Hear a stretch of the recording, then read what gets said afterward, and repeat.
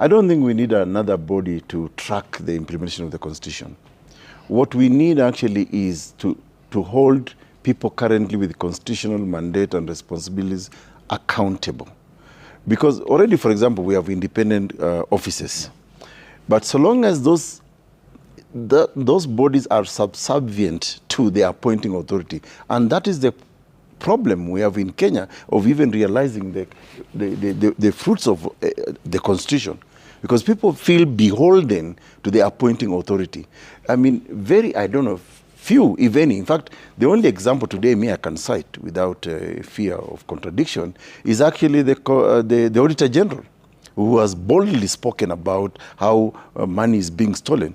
The others are very subservient. For example, today, why hasn't IPOA, the Independent Police Oversight Authority, not told us exactly who killed Ojwang in a police cell in Njoki? Who is that cop who actually shot Boniface Karaoke on the street when he was just... But investigations are ongoing, Dr. Well, listen, when the former member of Kasipul was killed, you saw the speed with which the investigation went on. Surely, with Boniface Karaoke, what investigation do you need? There were 2 cops there who actually shot him in broad daylight in the glare of cameras. Ojwang was killed in a cell. Somebody was responsible. So how come, we are saying investigation is still ongoing with the death of these Gen Zs, but with the death of Were, there was so speed investigation. Guys were even arraigned quickly in court. So I think for me, the question really is, as Kenyans, I don't think we are short of laws. We are not short of reports. Remember, Ayub, we have had so many commission of inquiries that have established the problem in this country is going through. The problem is actually implementation and the lack of good political will to actually implement this Constitution. If today, for example, I don't understand, I don't even know why we keep on saying that we call on this government, for example, to ensure the implementation of the Constitution. Welcome back, ladies and gentlemen, and thank you very much for your greatest support. Now, over time, we've been talking about the issue of corruption, singing about corruption every now and then, what the government is supposed to do, what they promised they will do, what they've not done, and what they are not going to do. And that one starts with the Constitution. Now, the Constitution of 2010 has got has a lot of things in it, whereby some people are talking about changing the Constitution, the whole of Constitution. Some are talking about changing specific articles or sections in the Constitution. Yesterday night, Ayub Abdikadir was on Citizen TV together with 3 gentlemen.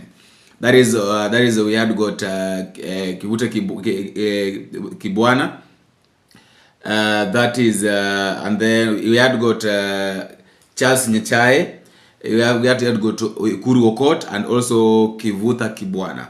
And what they were talking about was the issue of the Constitution, the reconstruction of the Constitution and the construction, forming this Katiba Day. Or was it supposed to be a public holiday, or it was just supposed to be the way it was? Where yesterday we know that Kenya celebrated the 15 years since the amendment of the 2010 Constitution. But then, before I play you the video, before I play you some of the conversations that these guys were having, I was trying to look at something in this Constitution. And I realized something that people don't want, these guys, they don't want to change everything in the Constitution, but there's some of the specific things that these guys are really working hard on, how they can be changed. I'll give you a few of them, and then you also tell me what you think at the comment section concerning this issue.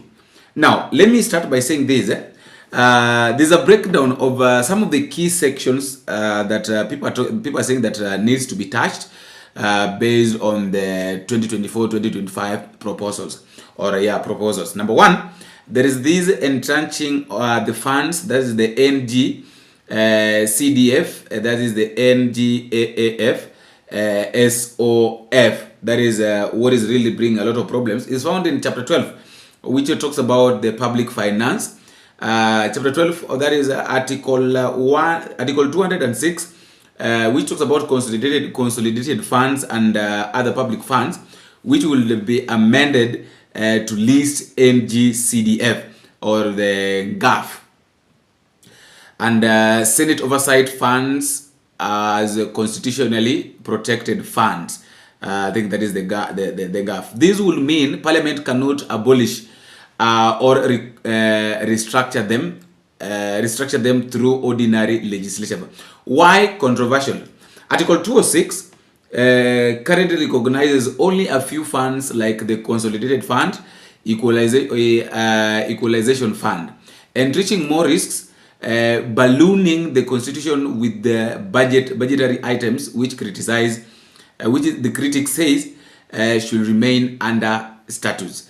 Number two, there is the extend term limit. The proposal targets Article 102, term of the president, changing MPs and senators' terms from 5 years to 7 years. Article 142, term of office of the president, extending the president's term from 5 years to 7 years. Article 177, terms of a county assembly, extended MCA's term limit. They did not specify. And then Article 180, election of county governors, extended governors to term limit of 7 years. The controversial term limits are part of the basic structures of constitution, and critics argue they can only be changed via referendum. Article 255. The third one is creating Prime Minister's office. I think back then we had got Prime Minister's office which was being held by Raila Odinga. But now they are saying that this will require a restructure of Chapter 9, which is talking about the executive. Now it will force them now to restructure the executive once again. Article 130, that is the national executive, currently defines the executive as the president, deputy president, and cabinet. A prime minister will be added. New articles would outline appointment of prime ministers likely by the president, subject to parliamentary majority. Roles of the prime minister, which will be coordination in parliament, oversight of government businesses, etc. This introduces an element of a parliamentary system similar to the Boma's draft and BBI proposal. Remember, this is one of the things that was in the BBI, even though it failed. We don't know why it failed though, but it failed. And then the last one is enhancing Senate powers. Several provisions in Chapter 8, that is the legislature, will be affected. Article 96, role of the Senate. Expanding its role beyond counties to include national legislation and budget. And then also Article 114, money bills, which says that currently gives the National Assembly exclusive power of money bills. The proposal will allow the Senate to vet or amend money bills. This will shift the balance of power between the National Assembly and the Senate, which has been a long-running dispute since 2010. Both the senators and senators also wants to have a say in anything that is happening, just like the National Assembly have. But that said and done, I want us to listen to these gentlemen because they know more. The way they were speaking about the Constitution, reconstruction of the Constitution and all that, and the way we can prevent corruption from occurring or from going on in this country. Listen to them. Let me use this metaphor that, there are no perfect constitutions in the world. In fact, sure, if listeners, viewers can actually go to our website called constitute.org, and you will see about 190 something constitutions from countries in the world. And one of the things that you will agree is that one of the geniuses of Kenya's constitution actually is Chapter 6. The idea that we needed a certain type of leadership, a certain type of character of leaders, that when they occupy a public office, they will live the principles of that constitution. So, for example, if you elect a dog and give a dog a responsibility over that constitution, the constitution will just, the dog will continue barking, but will not live with the principles and values of the constitution. And I think that's when we're talking about assessment of whether our constitution is serving us or not. You know, it's about also the political will to implement the constitution. In fact, I get surprised when people are surprised that the current regime or even previous one does not really respect the constitution. Remember, we have donated our mandate as Kenyans by dint of Article 1, the sovereign power and authority, that vests in the people to exercise directly or indirectly through the elected representatives. I'm not shy to say that we have donated that power twice to international ICC indictees. The previous regime and this one now. But they don't. And I think when Kenyans are expecting and that's why I'm not shocked when I hear for such pronouncements as, shoot them in the leg or shoot to kill, and nobody's being held accountable. By now, the Parliament really ought to have, for example, even start an impeachment motion against President William Ruto and Murkomen. And that will be leaving to the aspirations of the people of Kenya. Nyachae mentions about Article 104. Article 104 came from the people of Kenya. They said, when the representatives fail, can we fire them? Because elected representatives are actually employees of the people. Government is an employee of the people.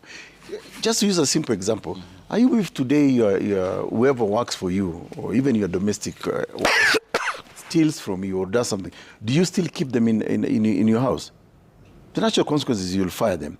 I think the failure to actually realize the constitutional aspiration of the people of Kenya is actually in the leadership itself. I mean, we can go on and on, even talk about, for example, devolution. Money comes into the counties, and I really am happy that we are here with Prof. Kibwana. Remember, there's a time they wanted to impeach him because of his stance on the idea of constitution, which is the culture, as opposed to constitutionality, which is the text of the law. And he actually came out and said, you know what, let's dissolve this county. And that's when people now woke up and say, okay, But I think the question really is, we need to go back to, for example, Article 3, which really gives all of us a duty that we must protect and uphold and respect this constitution. The political leadership for sure is failing. You've seen, for example, the recent past pronouncements about the character of parliament, where they have actually failed in their roles as representatives of the people, oversighting government, and legislating. And you've heard them, for example, say that, this president, he brought us this bill, housing bill, we passed it.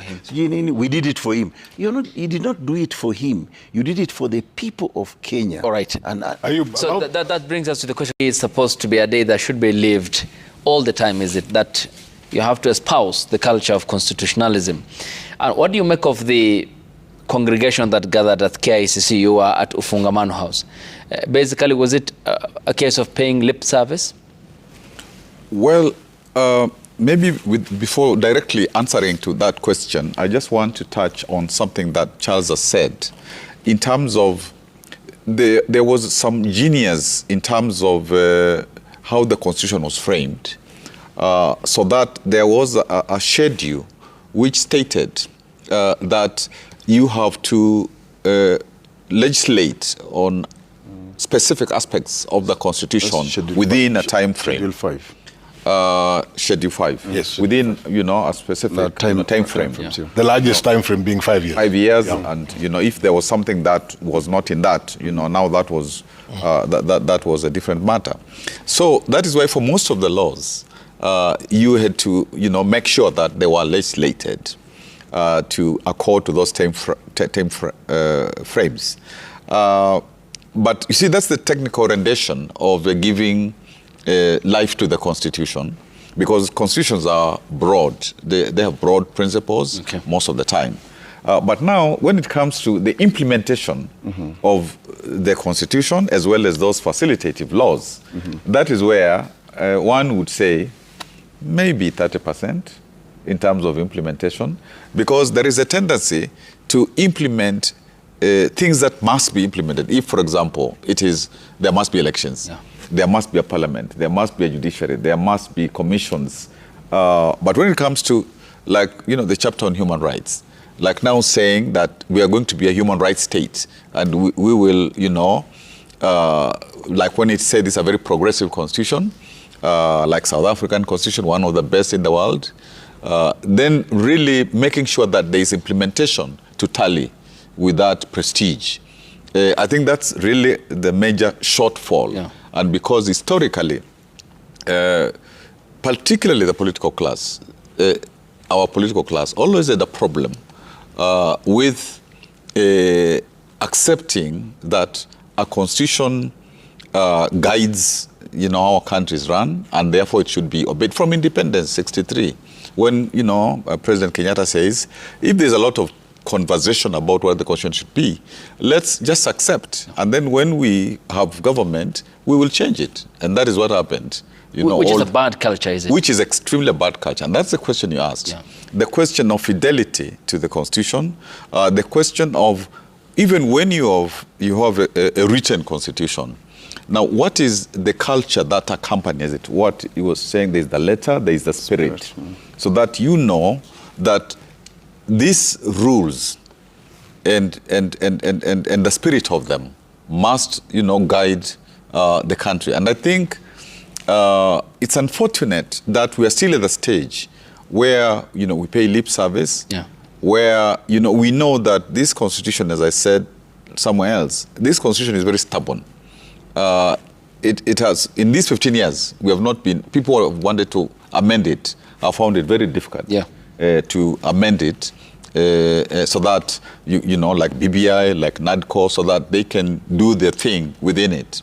So what really is necessary is a leadership that commits to implementing the constitution, to helping the country grow a constitutional culture, and hopefully even a national culture towards a nation state.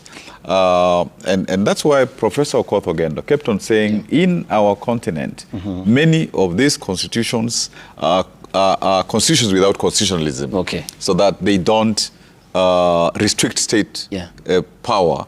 And currently, one can say, there are many leaders in our country who believe that the constitution that should guide them is the one-party state constitution, not Constitution 2010. Yeah. So the Kanu promulgation day to today, the 15 years, how much of our constitution has been implemented? Let me repeat what I said earlier today when I was at another discussion at the Kenya School of Government, where I chair the council. In response to the president declaring today as Katiba Day, we also had a sort of discussion, and I was asked that same question. And my answer is this, that if you ask me to what extent has the Constitution, as I understood what the people of Kenya through the framers intended 15 years ago, I would want to look at it from two channels. The first channel is in terms of implementing the Constitution through laws and regulations to either new laws and regulation or reviewing the existing ones to give them alignment to the Constitution. On that one, I would say that I think we have done fairly well as a nation. Professor is a teacher. On a scale of 0 to 10, I would give us on that one as high as a 7, because I think we did fairly well in terms of the laws. Bearing in mind that in the nature of things, over a period of time, you will look back at laws and say, oh yeah, this one could be improved like this, and so on and so forth. But in terms of reviewing the laws and putting in laws to implement the Constitution, we've done fairly well. The remaining 3%, we fall short. I mean, there are areas where even as far as the laws are, I was just going to take what Professor said just one step further, because he was responding to what I had said in terms of to what extent have we succeeded with the implementation process. And I had talked about what I described as one channel, the laws that gave effect to the Constitution.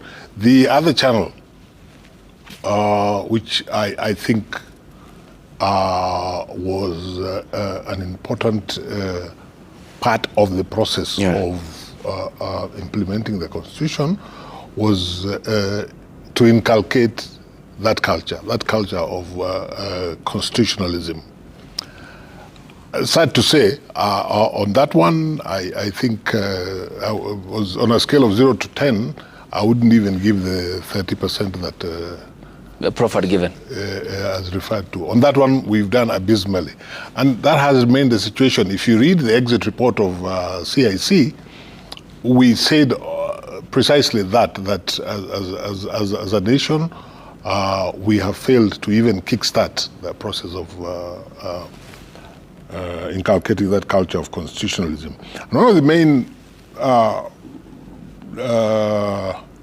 things that would need to have been done would have been, and it is contemplated in the law and the Constitution and the law, would have been to provide civic education as a starting point. On the part of the public? Yes, on the part of the public. And I believe this, the law provides for this responsibility to both levels of government.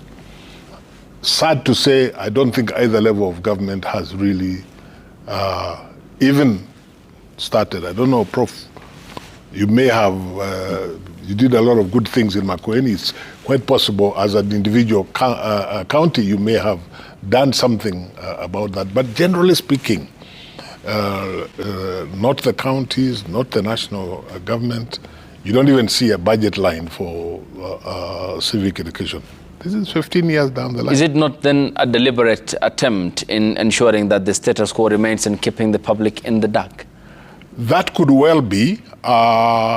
If I wanted to be nice to the two levels of government, I would say maybe it's a question of they have not prioritized sufficiently.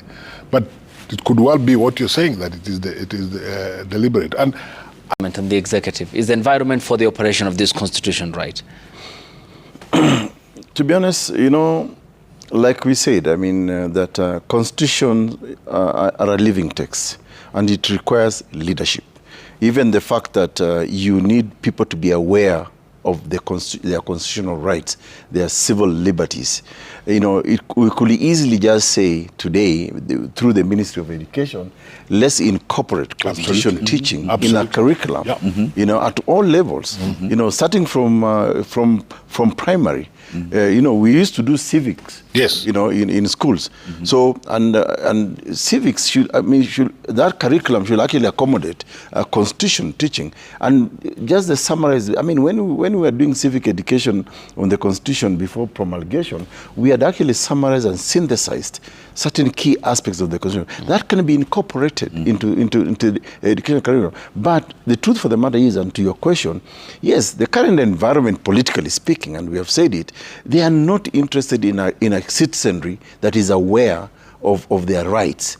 I mean, even if you look at, for example, the conduct, the manner in which Article 37 was suppressed when the Gen Zs went to the street, this is a political environment that does not want citizens who are aware of their rights and the liberties. And you see, if you have got genuine, honest leaders, they will want a very aware citizenry on what to expect. And therefore, yes, I will say no.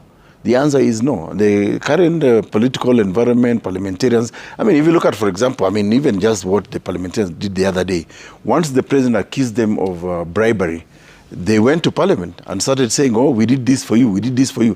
Why would a parliamentarian say that? They are forgetting the fact that it is a constituency that actually sent them to the National Assembly to represent them. Not the president. And not the president, to oversight government and to pass legislation that is actually friendly to the people. So by the time you pass the housing levy bill or whatever, you ought to have said, okay, in my constituency, does this make sense? I remember, for example, Senator Omogeni actually proposing some very good amendments to the housing levy and saying, okay, can we take into account, for example, people who have got commitment on mortgages or people who are about to retire? Mm-hmm. Why will you, knowing, for example, the nature of our Kenyans, you probably have invested, you have built yourself a rural home. But now here is a law that's being saying you must now contribute to this housing levy. You don't even know the formula on how it's being, So yes, the political environment actually does not, encourage the realization of the culture Prof has spoken about of constitutionalism. That basically, living what the Constitution actually says. The truth for the matter is we have the wrong people. Like I said, elect a dog and expect a dog to implement the Constitution. It will just continue barking. And Charles, I was just going to say, the consequences are far-reaching, is it, when Parliament supplicates at the feet of the executive? The Gen Zs who are killed, I think we're talking about 200 of them. What is Parliament, for example, doing about, the actions of President William Ruto and of Murkomen? Shouldn't William Ruto by now and Murkomen be impeached? So I hope that we are now invoking that spirit and letter of the Constitution. By commemorating it, we are going back to the text of the Constitution and say, okay, what did the people of Kenya actually want? People of Kenya wanted certain things to be done, better governance, accountability. But how has this government, for example, behaved towards the Constitution and the people of Kenya? Remember, it is the President of the Republic of Kenya, when he is being sworn in, who holds the Bible and lifts the Constitution and says, I will protect, uphold, and respect the Constitution. Yeah. But what have been the actions of the government so far, or state operatives? Just a simple example. With over maybe 200 Gen Zs being killed, we have got people occupying independent offices. The Constitution at chapter 15 actually protects them, gives them independence. Mm-hmm. Today, you have got IPOA that has not even told us who actually, for example, killed Ojwang in police custody, who killed Njoki, Boniface, the other guy was just being shot. So, yes, let's commemorate the Constitution. Yeah. And I hope the President now will go a step further and actually give an account of how the Constitution has been implemented and who have been violating the Constitution. And I really hope that going forward, that if I was to rewrite the Constitution today, one of the things that I will do is actually to criminalize violation of the Constitution, and especially hold the President himself accountable for not respecting the Constitution. And there are many examples we can give. I don't think we need another body to track the implementation of the Constitution.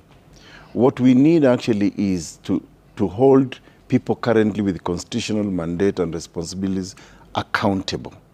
Because already, for example, we have independent offices. But so long as those bodies are subservient to the appointing authority, and that is the problem we have in Kenya of even realizing the fruits of the Constitution, because people feel beholden to the appointing authority. Few, if any. In fact, the only example today I can cite without fear of contradiction is actually the Auditor General, who has boldly spoken about how money is being stolen. The others are very subservient. For example, today, why hasn't IPOA, the Independent Police Oversight Authority, not told us exactly who killed Ojwang in a police cell, Njoki? Who is that cop who actually shot Boniface Karaoke on the street when he was just... But investigations are ongoing, Dr. Well, listen, when the former member of Zetu Kasipul was killed, you saw the speed with which the investigation went on. Surely, with Boniface Karaoke, what investigation do you need? There were 2 cops there who actually shot him in broad daylight in the glare of cameras. Ojwang was killed in a cell. You know, somebody was responsible. So how come, you know, we are saying investigation is still ongoing with the death of these Gen Zs, but with the death of Were, there was so speed investigation. Guys were even arraigned quickly in court. So I think for me, the question really is, as Kenyans, I don't think we are short of laws. We are not short of reports. Remember, Ayub, we have had so many commission of inquiries that have established the problem in this country is going through. You know, the problem is actually implementation and the lack of good political will to actually implement this constitution. If today, for example, you know, I don't understand, I don't even know why we keep on saying that we call on this government, for example, to ensure the implementation of the constitution, when the president and some of his ministers are calling for the killing of Kenyans. It doesn't make sense. And I think we are just talking, in kupigia mbuzi guitar, you know. So I think for me, it's just that we have got irresponsible leadership in the country. We have got people who do not understand the Constitution, they have not read the Constitution, they don't want to read it, they don't care. You know, politics in Kenya just commercialized. So the Constitution is just it's just a document. No appetite, certainly. Yeah.